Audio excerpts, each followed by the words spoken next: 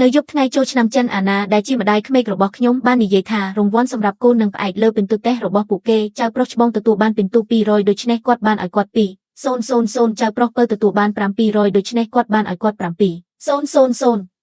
សូម្បីតែកូនទី2ដែលមិនទាន់កើតរបស់បងថ្លៃស្រីខ្ញុំក៏ទទួលបាន200ពីអាណាដែរកូនស្រីរបស់ខ្ញុំឈ្មោះលូស៊ីបានផ្អៀងមកចិត្តហើយខ្សឹបថាប៉ាខ្ញុំទទួលបាន670តើយីដឹងទេខ្ញុំញឹមហើយងក់ក្បាលប៉ុន្តែបន្ទាប់មកអាណាបាននិយាយវាដូចជាវាគ្រាន់តែជាការលេងសើចប៉ុណ្ណោះលូស៊ីជាក្មេងស្រីនាងមិនត្រូវការលុយឆ្នាំថ្មីទេយាយគ្រាន់តែជូនពរឲ្យឯងមានសុខភាពល្អនិងសម្រស់កាន់តែស្រស់ស្អាតលូស៊ីសម្លឹងមកខ្ញុំភ្នែករបស់គាត់ប្រែជាក្រហមភ្លាមមុខខ្ញុំឡើងខ្មៅហើយអាណាបន្ថែមយ៉ាងរហ័សថាខ្ញុំគ្រាន់តែលេងសើចនឹងក្មេងនោះទេបន្ទាប់មកនាងបានដាក់ប្រាក់$50ចូលក្នុងដៃរបស់លូស៊ីនាងប្រហែលជាភ្លេចថាហេតុផលតែមួយគត់ដែលនាងអាចចែកស្រោមសម្បត្តិក្រហមធំបានគឺដោយសារតែខ្ញុំបានផ្ដល់ប្រាក់$30,000ដល់នាងក្នុងមួយខែសម្រាប់ការចូលនិវត្តន៍ខ្ញុំបានបើកកម្មវិធីធនាគាររបស់ខ្ញុំហើយបិទការផ្ទេរប្រាក់ដោយស្វ័យប្រវត្តិចាប់ពីពេលនេះទៅនាងនឹងមិនទទួលបានប្រាក់1សេនទៀតពីខ្ញុំទេមនុស្សគ្រប់គ្នានៅក្នុងបន្ទប់កំពុងសរសើរអាណាចំពោះចិត្តទូលាយមានតែលូស៊ីទេដែលនៅតែអានក្បាលចុះព្យាយាមទប់ភ្នែកក្រហមរបស់នាងអាណាអង្គុយនៅក្បាលតូសម្លឹងមើលមកខ្ញុំរួចក៏បង្កើនសំឡេងរបស់នាងភ្លាមបើអ្នកសួរខ្ញុំចេកគឺជាមនុស្សដែលគោរពកូនបំផុតគាត់ក៏ជាមនុស្សស្រួលដែរមិនដែលឆ្លោះប្រកែកគ្នាដើម្បីអ្វីឡើយគ្រួសារយើងមានសំណាងណាស់ដែលមានកូនប្រសារដូចគាត់មីងម្នាក់ញឹមហើយយកស្របពិតមែនហើយចាគឺជាមនុស្សចម្លែកម្នាក់សង្ហានិងចិត្តទូលាយហើយមើលលេស៊ីទៅស្ងាត់ស្ងៀមមានអាកប្បកិរិយាល្អនិងទទួលបាននិទេសល្អបែបនេះ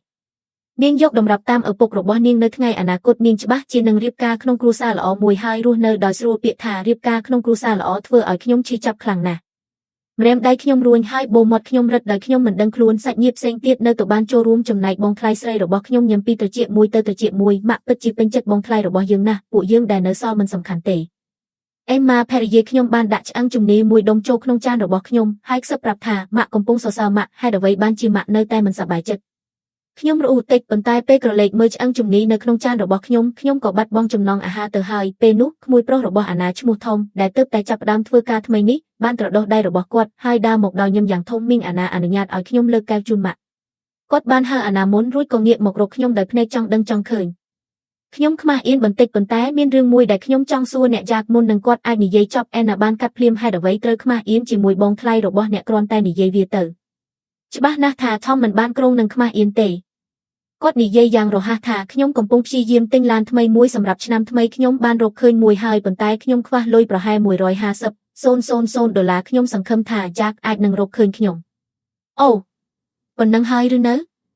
ៅអាណាក្រវីដៃដូចជាលុយ$150,000នោះជាលុយអាប់ក្នុងហោប៉ៅបន្ទាប់មកនាងសម្លឹងមកខ្ញុំភ្នែករបស់នាងពោពេញដោយសម្ពាធចេកថមមិនមែនជាមនុស្សចម្លែកទេជួយគាត់ផងបើអ្នកអាចធ្វើបានអ្នករកចំណូលបានច្រើនជាង1លានក្នុងមួយឆ្នាំប្រាក់តិចតួចនេះមិនមែនជាអ្វីទាំងអស់សម្រាប់អ្នកទេនោះជាពេលដែលខ្ញុំស្រាប់តែគិតដល់គាត់មិនដែលសរសើរបងថ្លៃរបស់ខ្ញុំជាសាធារណៈទេហើយក៏មិនដែលនិយាយអំពីប្រាក់រង្វាន់ដែលគាត់ទទួលបានកាលពីឆ្នាំមុនដែរបងថ្លៃម្នាក់ទៀតរបស់ខ្ញុំទើបតែត្រូវបានដំឡើងឋានៈជានាយកហើយខ្ញុំធ្លាប់គិតថាគាត់គ្រាន់តែអួតអាងប៉ុណ្ណោះឥឡូវនេះខ្ញុំយល់ហើយអាណាកំពុងតែសរសើរខ្ញុំជានិច្ចអ្វីដែលនាងបានផ្ដល់ឲ្យគ្រួសារកូនស្រីរបស់នាងតែងតែជាអត្ថប្រយោជន៍ពិតប្រាកដទូរស័ព្ទនិងកុំព្យូទ័រយួរដៃសម្រាប់ចៅប្រុសទាំងពីររបស់នាងមិនដែលស្ទាក់ស្ទើរឡើយ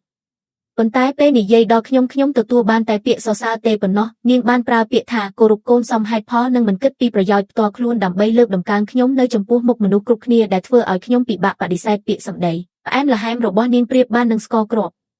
់ខ្ញុំងើយមុខមើលទៅអេម៉ាដែលនៅក្បែរខ្ញុំនាងបានដើរតាមអាណាដូចជាវាជារឿងធម្មជាតិបំផុតក្នុងលោកជែកបងប្អូនជីដូនមួយរបស់ខ្ញុំនឹងរៀបការក្នុងរយៈពេល2ខែទៀតការរកឡានស្អាតជាងមុនដើម្បីមើលទៅដូចជារូបរាងគឺជារឿងធម្មតាអ្នកមិនបានទទួលប្រាក់រង្វាន់$800,000ទេឬភ្លាមនោះមនុស្សជុំវិញទៅមួយចំនួនបានភ្ញាក់ផ្អើលខ្ញុំសម្លឹងមើលមួយបន្ទាប់ពីមួយទៀតថមមើលទៅកាន់តែចង់ទៅទៀតដូចជាគាត់ចង់យកទូរស័ព្ទខ្ញុំហើយផ្ទេរប្រាក់ដោយខ្លួនឯងអាណាញឹមដាក់ខ្ញុំយ៉ាងផ្អែមល្ហែមភ្នែករបស់នាងហាក់ដូចជាប្រាប់ថាមើលចុះខ្ញុំកំពុងតែសម្លឹងមុខអ្នកខ្លាំងប៉ុណ្ណា